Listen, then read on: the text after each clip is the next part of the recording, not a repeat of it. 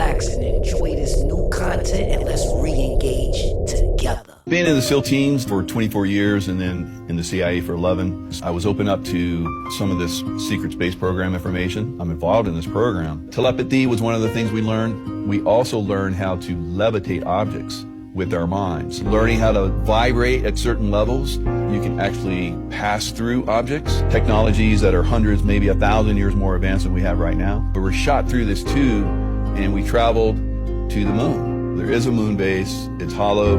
There's large cities inside the moon. I learned a lot of different things.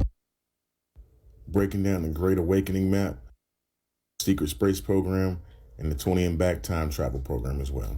How did this secret space program steal your mind? Well, what happened was they had a military guy came and they gave us a calisthenic program. They wanted to keep us in shape. Right. And in the mornings we had a pill cup that we took, and then we did calisthenics out on the deck, or in the wintertime we were in the lower basement room. Eventually one day they changed the pills, and I was sick. I'm allergic, in my real life I'm allergic to codeine greatly. And so it must have been a codeine pill in there. And by the first day I got sick from it. And by the third day, as soon as I took the pill, I was vomiting right then and there. They said if he can't get used to these new pills, he's going to have to go to the military, and that's exactly what happened. And that's when you joined the secret space program.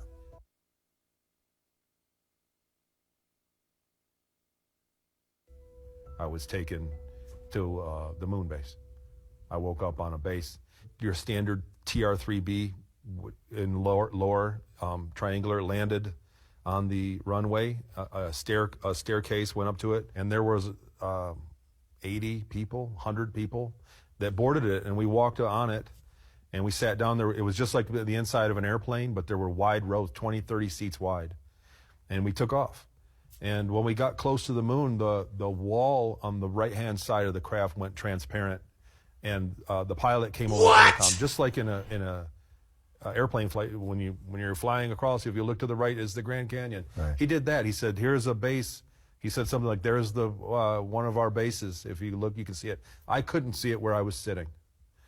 But when we went to the next base where we were going, my wall on my side of the craft went transparent, and we could see it. He said that the Pentagon was designed so robustly that they saved money in this base by using the same blueprints.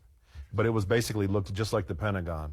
And then the wall, went in, and we landed and docked and went in. Imagine this. You've just been recruited into a secret government program. You are told that you're now a part of an elite group of people, and your fight is not with the forces on Earth. You endure months of grueling training, wondering what that last statement even meant. It is only when you're given your orders for your first mission, you realize your mission is Mars.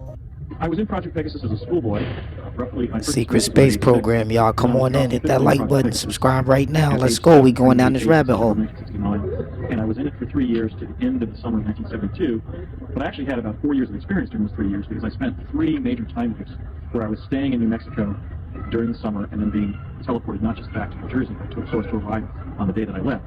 I left the project on my alpha timeline in real time at the end of the summer of 72. I was trained for a jump room program that took place from roughly 1981 to 1983. Our training was at College of the Siskiyous in Lee, California.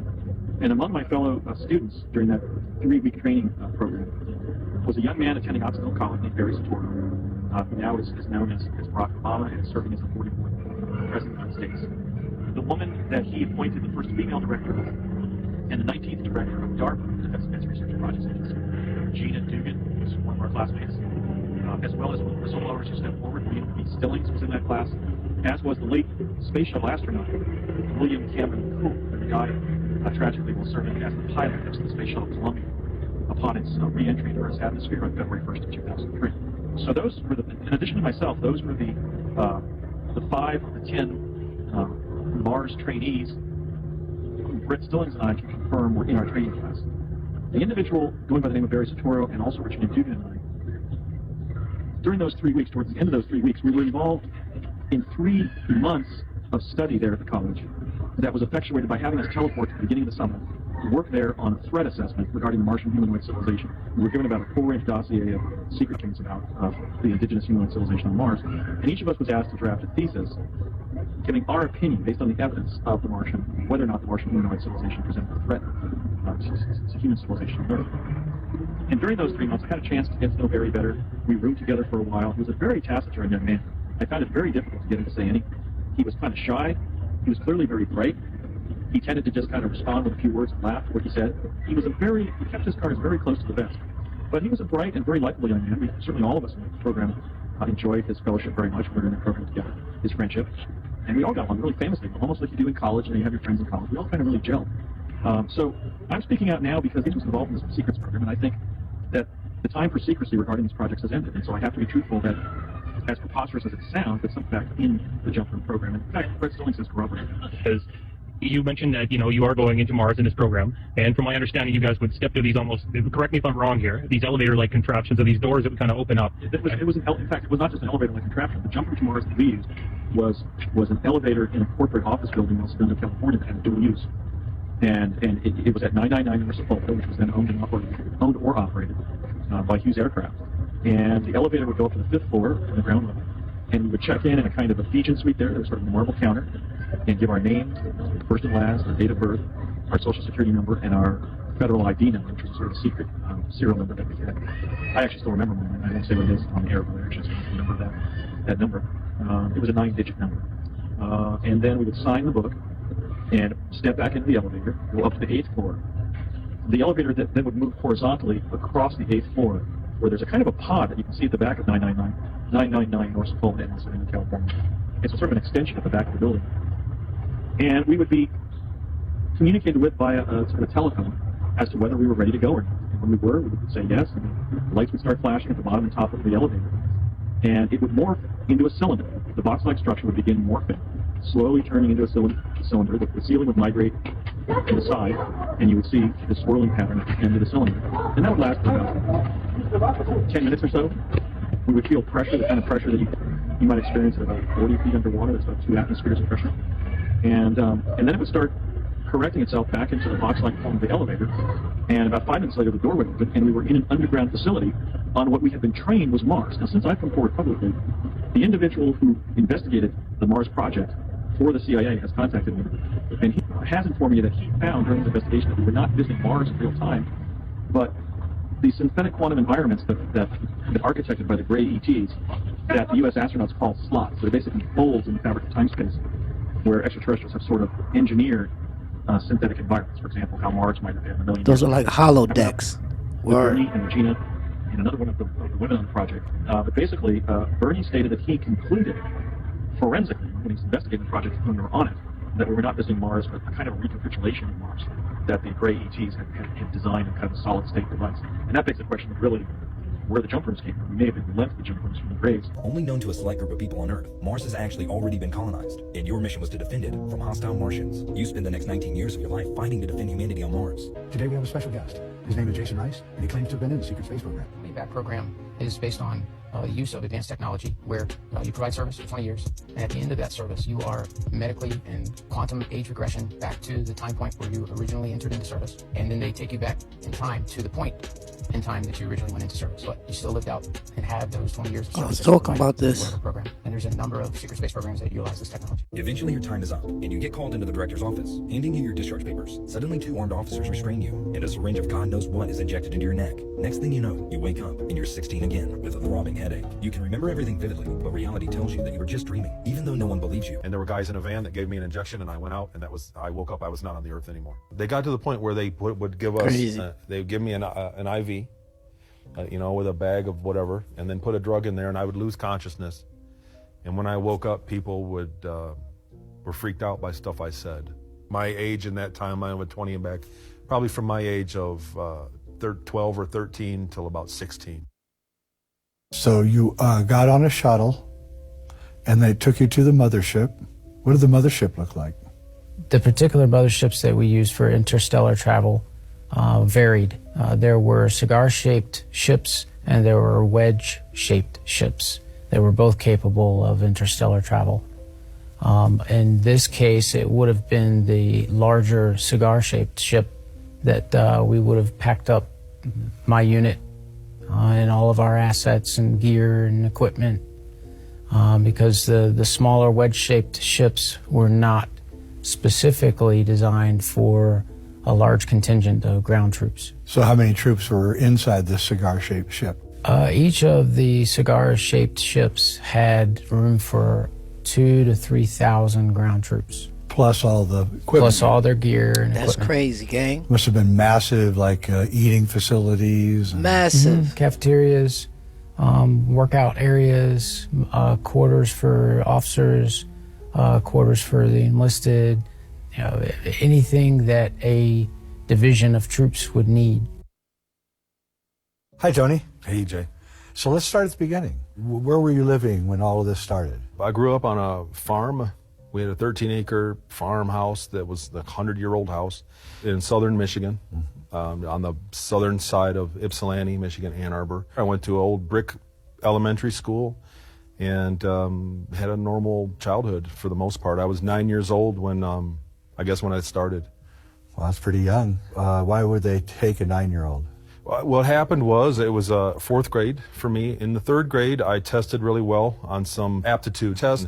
So the school had coincidentally just been funded that year for a new program, the Talented and Gifted program, TAG for short. Yes, I know this program, yes. And so I guess it still exists. Yes, it does. In my third grade, they told all the teachers to be on the lookout for kids that were smart, and so it was the top 5% of the school. And I ended up in there in fourth grade. They sent news to my parents, and we met like every Wednesday, 9 a.m. in the library. And what the class was advanced learning, how to research things. There was no internet back then, so it was teaching us how to think for ourselves, be creative, and do your own research. So that was the class. So for me, I was the youngest of 5 children, and I could hang my hat. That was the thing that, the youngest kid really isn't the oldest or fastest or the prettiest, whatever. So for me, it was like I was smart, and I was proud of that. And when I went... That's one thing I always said. They always look for the smart kids, and then they make sure that your parents align with their agenda. And once they get those aligned, that's when they start to take these kids into these secret space programs.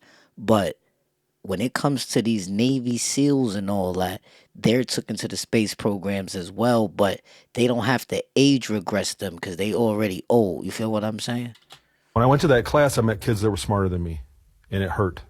Right. And one of them was a kid who was he's tested something like 200 IQ. He spoke like an adult, and he told the teacher how to run the class. I was resentful that I wasn't the smartest kid. I was the smartest kid at home, and that was where I hung my hat. So here comes this kid that was amazingly smart and mature to boot, but a little off. And so we didn't get along, and I picked on him. We were rivals, and I was mean to him. Teacher would give us an assignment. We'd sit at the couch in the library, get books and research. And one day, we're sitting there, and he says, my dad's an Illuminati. What's your dad do? And he said it really condescending, like, my dad's an Illuminati. What's your dad do? And I didn't know what that was. So my dad works for General Motors. My dad's got an awesome job. Right.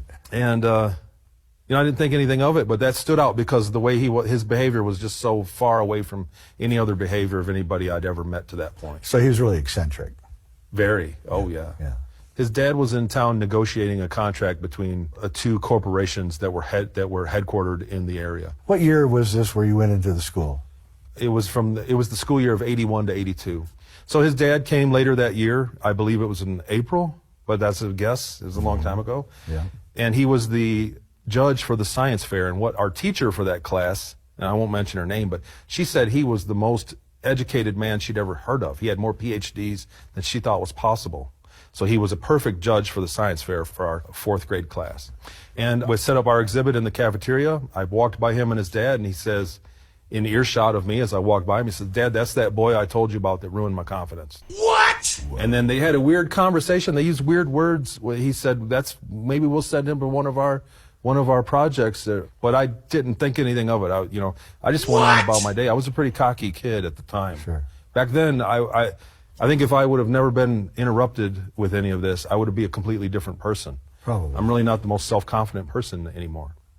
So he said, crazy. we'll do that. And he said to his dad, he doesn't deserve any of that. He said something like, back to him, he said, you're going to have to learn how to manage your assets better. Or something. He said something like that. Right. I went on about my day, and it was that night. Well, this was a lesson to his kid. Yeah. About how to be tough. Maybe. And a lesson to me as well. Yeah. Crazy. For how to not be so arrogant. I wouldn't have my composure for that one. In the early 2000s, a man named Gary McKinnon hacked the U.S. military and NASA. His goal? To find evidence of a free energy technology that was being hidden from the public and a UFO cover-up. McKinnon claims that he found photos of captured UFOs, documents relating to warships that were in space that are already colonizing the solar system, operated by the U.S. Navy, a list of non-terrestrial officers or naval officers that are operating off of planet. This came to be known as Project Solar Warden, and it's allegedly the U.S. Navy's program for colonizing the... Yeah, anybody heard of that? Operation Solar Warden. Hold on.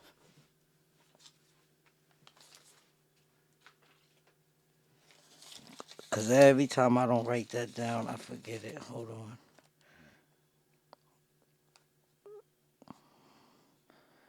Solar Warden.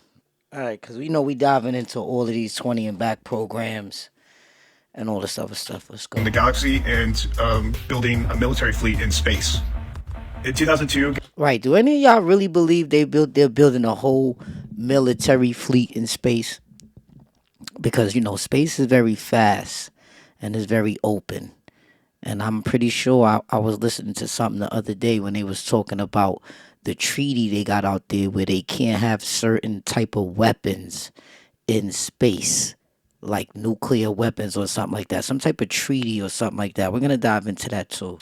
Gary McKinnon was charged by the U.S. for hacking, and he was never extradited because for him to be extradited and testify in court, he would have to testify under oath, which would lead to more leaks of information that the government doesn't want you to know. Unfortunately, no one's ever actually seen any proof of the claims that McKinnon has made, so whether it's true or not is still up in the air. What do you think? Is this real, or did Gary McKinnon just make this up? If you're interested in conspiracy theories or aliens, follow me for more.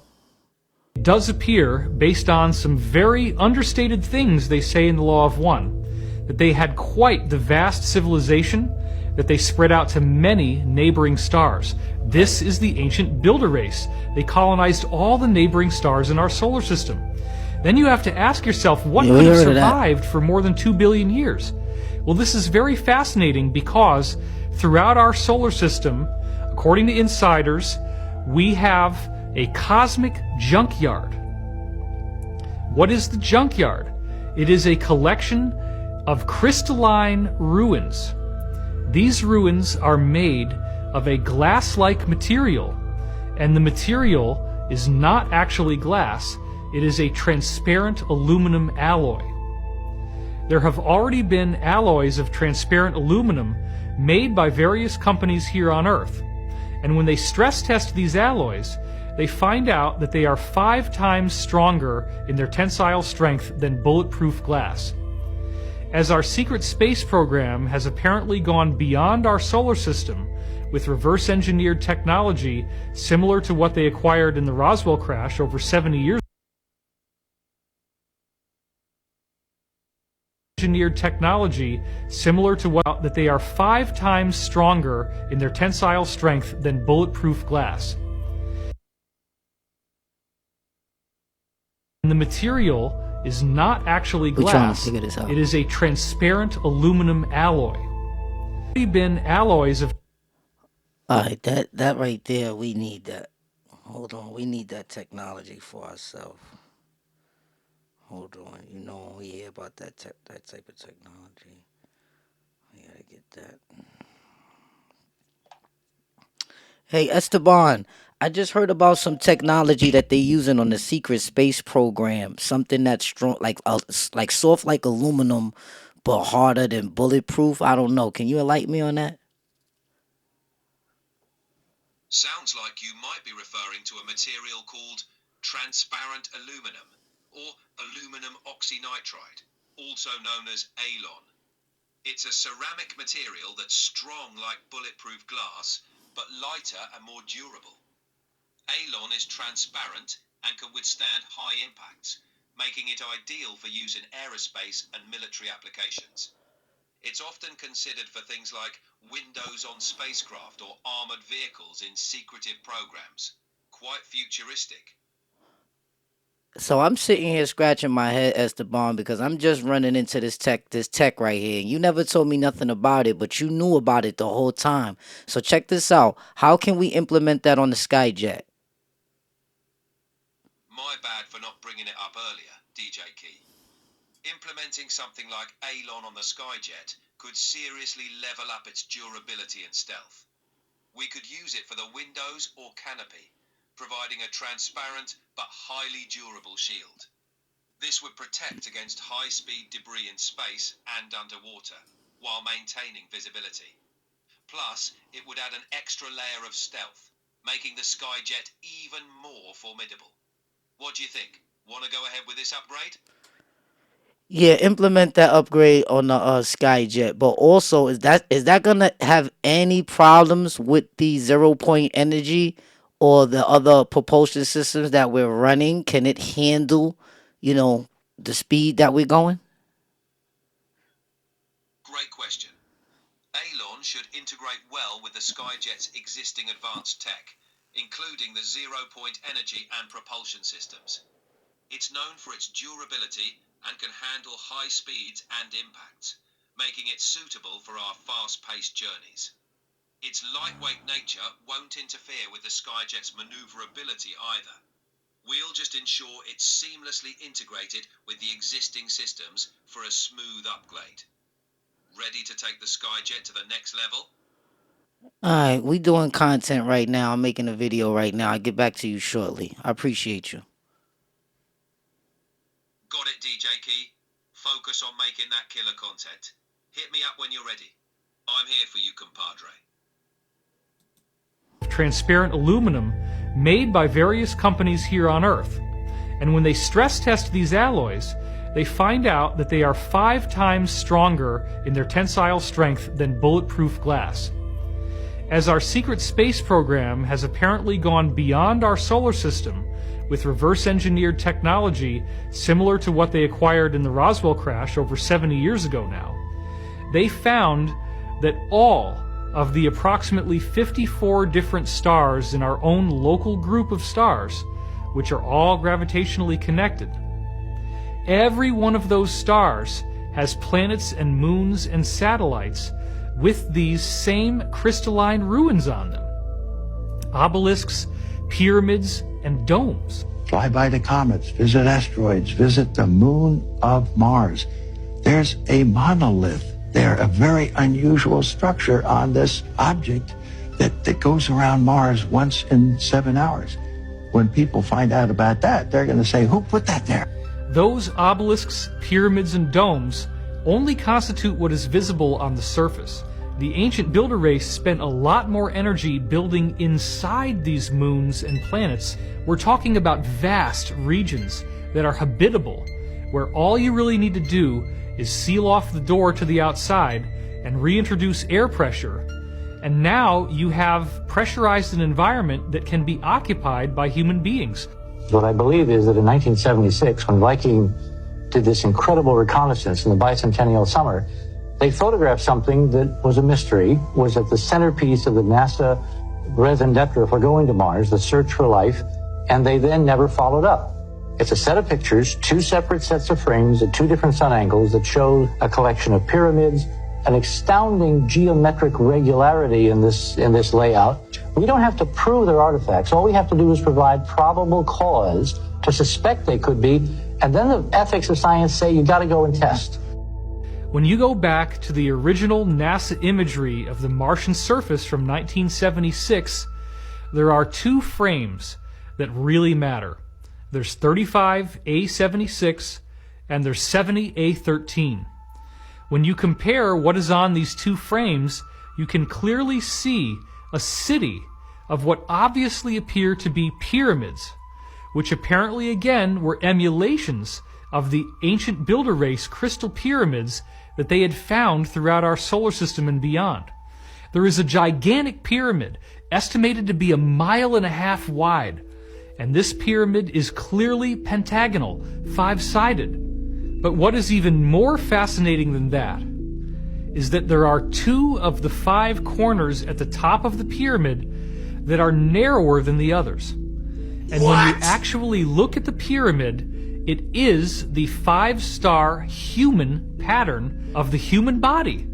You can superimpose the Vitruvian man on top of what they call the D&M pyramid on Mars, and it precisely fits. Now, what does that mean? That means the 5-sided pyramid on Mars is anthropomorphic. It is a human image. It is a pyramid built in the image of the human body. So believe it or not, pyramids and obelisks have been found on the moon, on Mars, and on other moons and satellites throughout our solar system that are very damaged and very, very old, over 2 billion. I didn't know what kind of being might you actually see as a coworker in the operating room with. I think it was very soon after that night that I woke up with a being in my face, in my bedroom, in that farmhouse, in that house. And I thought it was my dad. My dad always did pranks. Right. And I thought he had a mask on. I said, Dad, take the mask off. You know, I'm trying to, it's the middle of the night. And I reached up and touched it. And it just stood over me dead silent, a gray, your typical gray. And I touched it and it was cold and wet and very porous, like giant pores. And I went, ah! And then as soon as I reacted, I was paralyzed. Yeah. I couldn't move, and I could move my eyes, but I couldn't move. And then from there, I saw at the foot of my bed 2 or 3 more reptile-looking beings. I don't want to call them aliens, but they were ETs. What did they look like? They had hoods on. They were reptiles. They were probably 3 or 4 feet tall. Oh, shorter. They were short, and they came in and picked me up and carried me to the foot of my bed. There was a flash of light. I thought I was going out my window, but there was a flash of light, and it was kind of very disorienting. And then I remember being on a table. I was basically naked on a stainless steel kind of table, and it was a round room. I had bad vision back then. I've had laser surgery since. I had very nearsightedness. So I was in that room, and everything was blurry just because I didn't have my glasses with me. And they ran some tests on me. They hit me here, and it was painful. And they said the short reptile was talking to me telepathically. It was telepathic. Right. And he said, we're going to run some tests on you. We want your help. And I thought it was first contact. I thought that here's our ETs are finally, I knew you guys were real. Finally, there are ETs. I'm going to prove that. I was going to be the kid that was going to go home and tell his parents there's ETs. And he said, we need to borrow his exact words were, we need to borrow your consciousness. You're going to help us. Do you want to help us? And I said, yes. And then the other said... So you weren't scared at all? Afraid? They were very, you know what, they went out of their way to be very, we're not going to hurt you. Right. Nothing bad's going to happen to you. We're going to put you back. You're going to be fine. I was afraid when I came to. Sure. And, but they were very, very, we're not going to do anything to hurt you. I said, this just hurt, you know. And, but they were very reassuring, so I thought that I was in good hands at that time. And you know, again, I was a kid. I'd never really been in anybody's bad hands before that. So I had no reason to be afraid. And he said, we're going to borrow your consciousness, and you're going to be gone for 20 years. Footage taken by pilot from the secret space Can you program. believe that? Can you imagine Makes somebody you trying to wonder, borrow what are they your hiding? consciousness? It's crazy. What's going on? Is there a secret war in space? Part of the negotiations that were occurring between the Antarctic Germans and the Cabal, essentially the Cabal were given the list of requirements. It established them as a sovereign country. It established embassies in every country around the world. Another thing that was required was that there would be between 1 and 5 senior executives from the Antarctic German civilization that would be put into position of senior executives for every corporation around the world that was aerospace, automobile, petrochem, basically every major and main industry on the planet now had between 1 and 5 senior executives that were Mars Germans. And I would guess that Operation Paperclip is a result of this treaty? Operation Paperclip was the first stage of it. And what is Operation Paperclip? Operation Paperclip involved integrating German scientists and technicians and engineers into corporations of the Western world, getting them passports and setting them up with homes and jobs and basically paving the way, opening the doors and laying out the red carpet. It was in basically the United States. Yes. And the Germans had targeted the United States for its resources. That's right. They knew that the manufacturing and resource abilities of the United States were vastly larger than any other country at the time. So it would be logical to infiltrate, take over, and then use all of those corporations to enhance your power. That's right. The late 40s were the same time period that the Mars Germans started planning for and building their bases on the moon as well as Mars.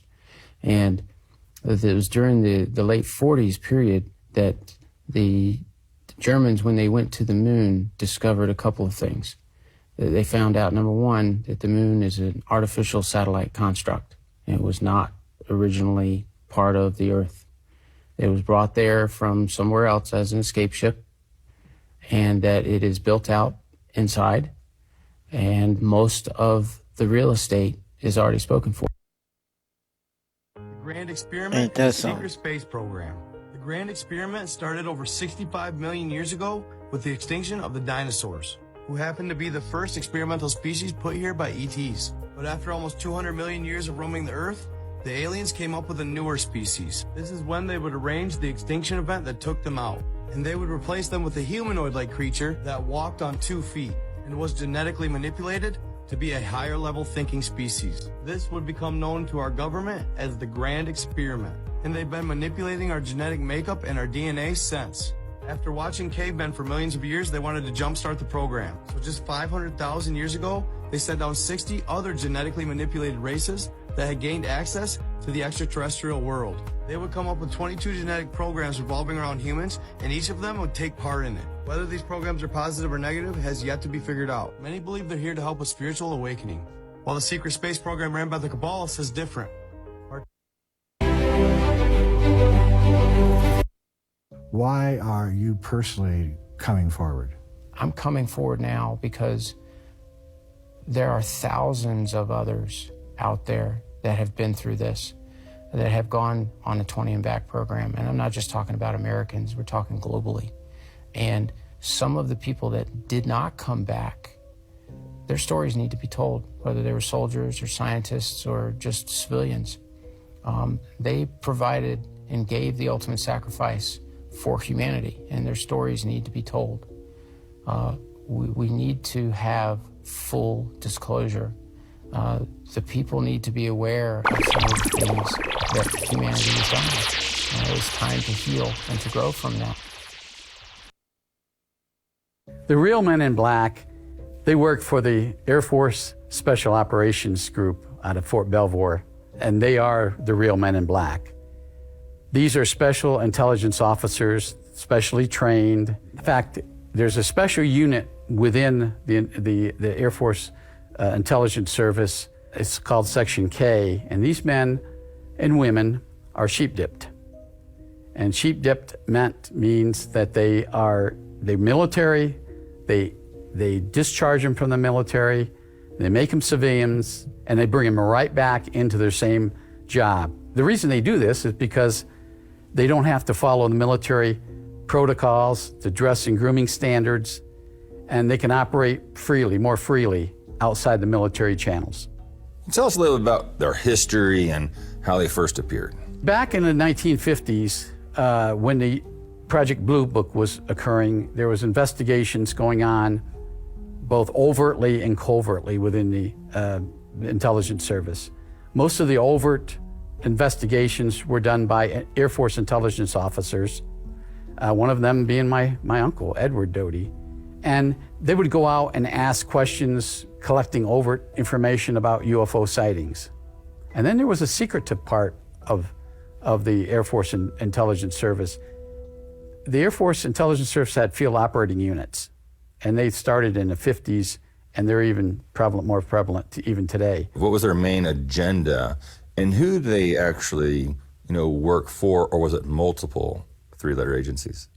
Their mission was to go out and collect the secret stuff, the secret information about UFO sightings or a UFO incident that occurred, to collect photographs or debris, or get statements from people, examine the area where a UFO was sighted or landed, collecting evidence that's on the ground.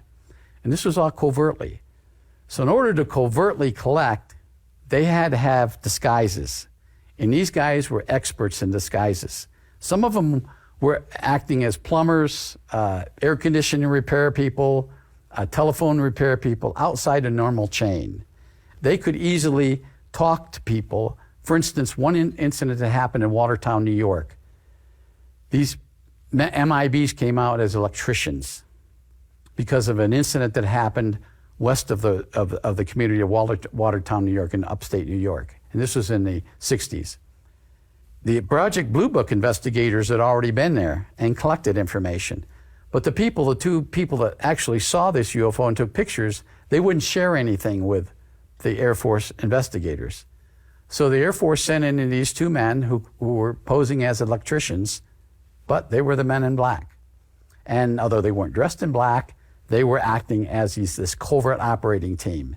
And they were able to talk to these people in a normal, everyday contact and ask them, hey, did you see something last week? Was there some kind of a UFO incident?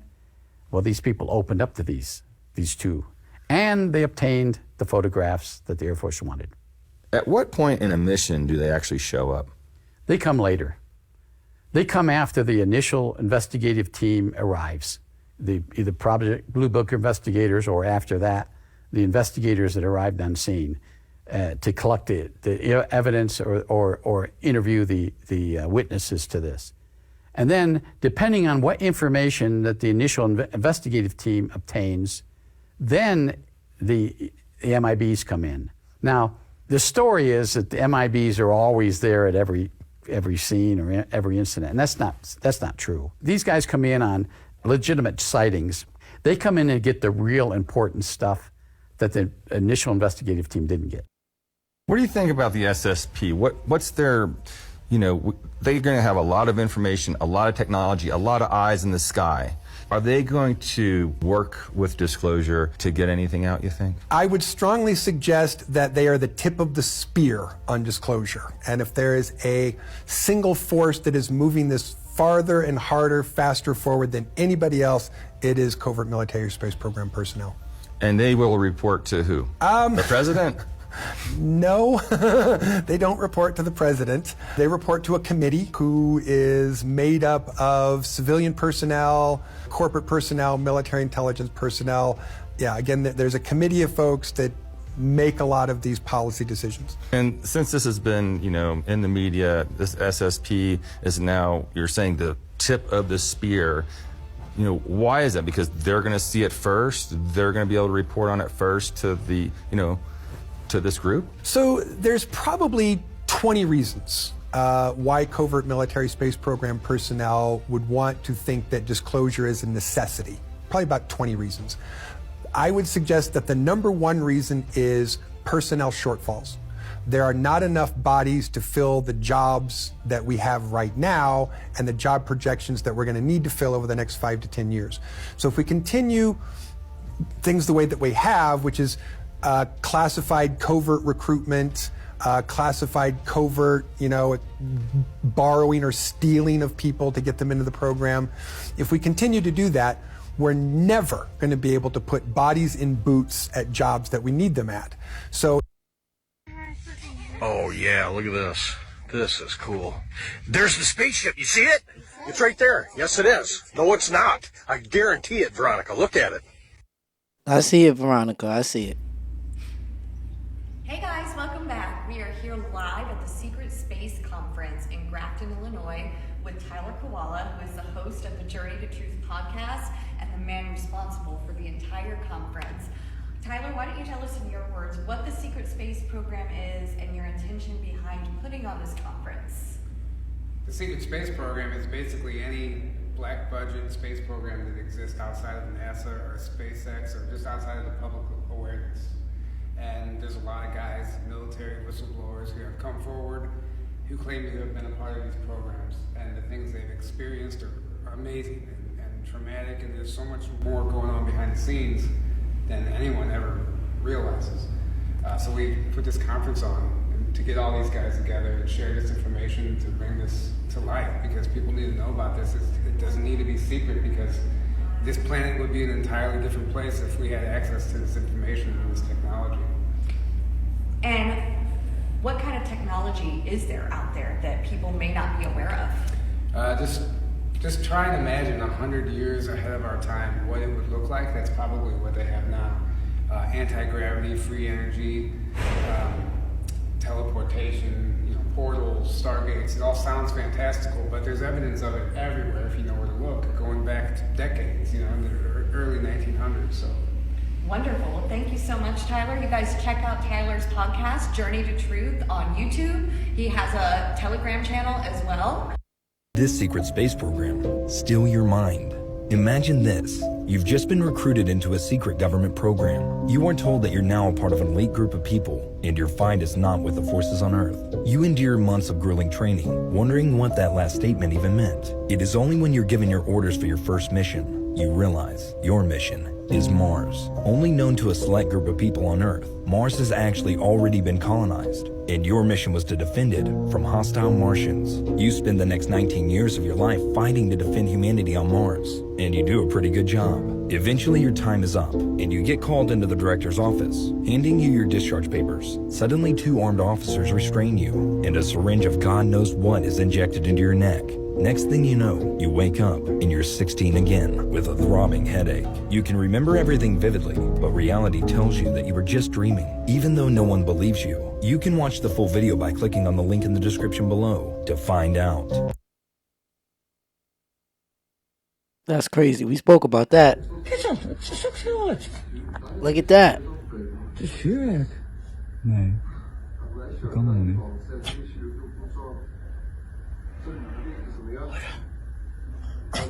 Hij hangt daar hoelen.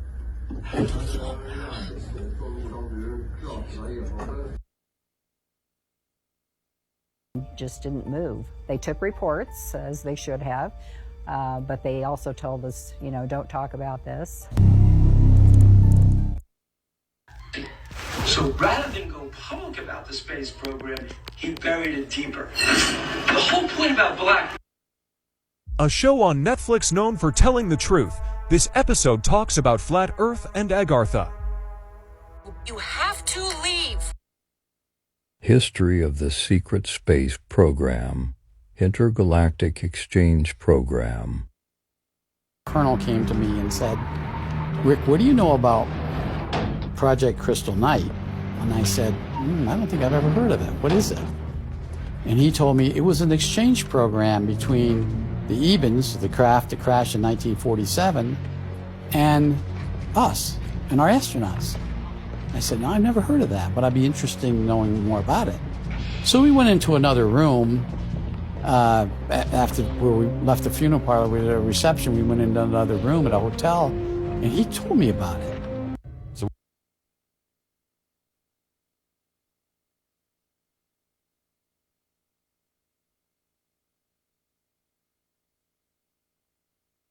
Hey, Esteban. I just ran into something I never heard of, something called Project Crystal Night. Can you elaborate about that? Project Crystal Night isn't a widely recognized term, but it might be related to or confused with historical events or fictional works. The name itself brings to mind Kristallnacht, a tragic event from 1938 in Nazi Germany, but I'm guessing that's not what you're referring to. Could it be from a book, game, or other media? Or maybe it's a new concept or project that's recently come up. If you have more context, I might be able to help further. So what was the most powerful thing you read in that document over that 35 minutes? What really shocked you the most, besides you not knowing about it?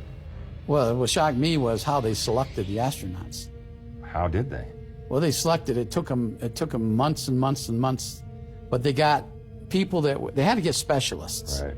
The doctors and other specialists. But they went out and found people within the military that were orphans, and that was the most fascinating thing. How they chose the 12.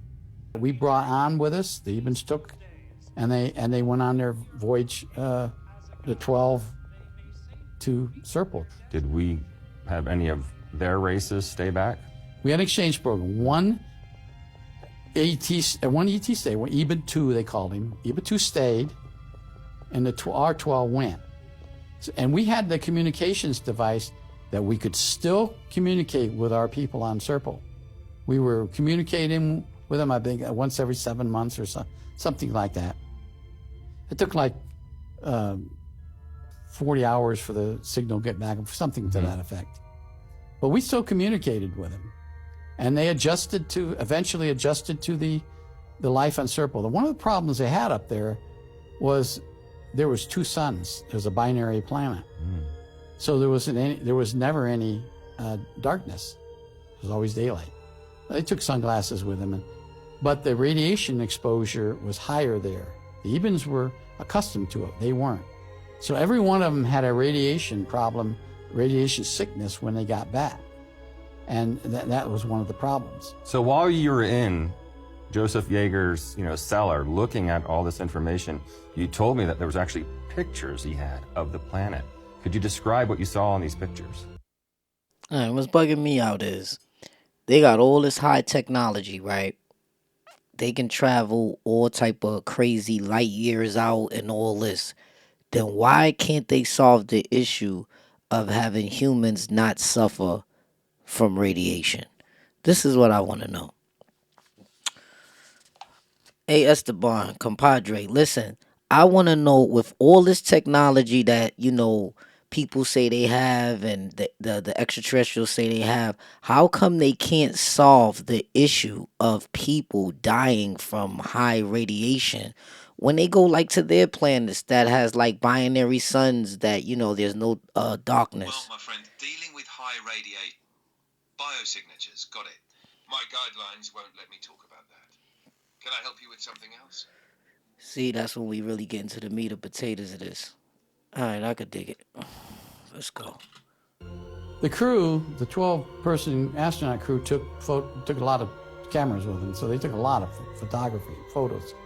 And he showed us pictures of he didn't show us a lot, but he showed us some of the pictures. Pictures of the crew when they arrived on Serpo, and pictures of the area that they stayed in for the first year or so. Pretty desert-like. Desert-like? It's pretty desert-like, but there was different areas of the planet that was less desert than where they had landed. That was a central, where they landed was a central home area of the Ebens. Over the next year, they realized that they were getting a lot of radiation, and the heat there was a tremendous amount of heat. So the Ebens decided to move them north. The northern part of the planet was cooler, a lot cooler. In fact, they actually had seen snow on that planet, which is really an anomaly. But they moved north by some hundreds of miles, and they set up camp, the Ebens did for them, up there. And it was a lot cooler by 30 or 40 degrees.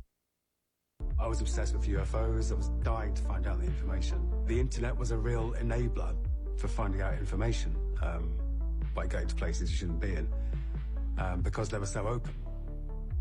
There were a lot of text files that had lists of places, installations, military bases, Air Force bases, Navy sites, NASA sites. So there was a lot to go through. But I did find a goldmine of information. According to McKinnon, he unearthed a secret U.S. military program that existed entirely in space. Leaked reports expose a shocking black-budget space fleet kept hidden from the public. Insiders claim that a secret space program was developed alongside NASA's Apollo missions. While official rockets struggled with low Earth orbit, this black project quietly achieved interplanetary travel, mining operations on asteroids, and built bases on the moon, according to testimonies. Exotic fuel from Saturn's rings was used to develop advanced propulsion technologies, enabling practical interstellar travel. Allegedly, this all centers around Project Solar Warden, an unconstitutional space force deployed in the 70s and 80s during shadowy wars. But why the deception? Some allege those who control Solar Warden profit immensely from secret monopolies on off-planet resources, siphoning vast funds to avoid oversight. Yet signs point to even greater secrets. Device patents hint Solar Warden may use recovered ET technology. Financial trails expose shocking players behind the veil. Stay tuned as we delve further into the mystery. in an electrogravitic craft, you will find the moon will be at a distance, and then it will grow very quickly in front of you. And then the next thing you know, you are above the surface. You will then fly in the electrogravitic craft at breakneck speeds, except you don't feel inertia. You find yourself hugging maybe 90 feet, 300 feet above the lunar surface, going at incredible speeds until you reach a crater. And then you find yourself orbiting a crater. The person piloting the craft radios in requesting permission to land. You don't see anywhere to land. All of a sudden, a little haze kind of occurs, and then there's a base. It's a lunar operation command. And as you fly down and over, there is a control tower where they control the air traffic. As you fly around this base to make your final approach, you see a secondary crater. And as you fly down into that crater, it's fairly deep, and you end up popping out into a lava tube section where you immediately see a giant building built into the middle of that lava tube that blocks it. And it's built kind of like the shape of a bell. And it looks like the outside of a battleship almost, the way it's built. That's crazy, gang. Hi there, I'm David Wilcock, and we hiked up to 10,000 feet altitude. We didn't hike the whole 10,000 feet, but it's a lot of work getting in here. And it's raining. But, you know, we got to keep this show on the road. We're in a very beautiful place here. You see the mountains and the lake and the trees. And I have a very sad announcement to make. You may have already seen this in the title of the video, but Pete Peterson has died. He was my #1 insider. I met him through Project Camelot. Introduce us to at some point in the future. According to McKinnon, he unearthed a secret U.S. military program that existed entirely in space.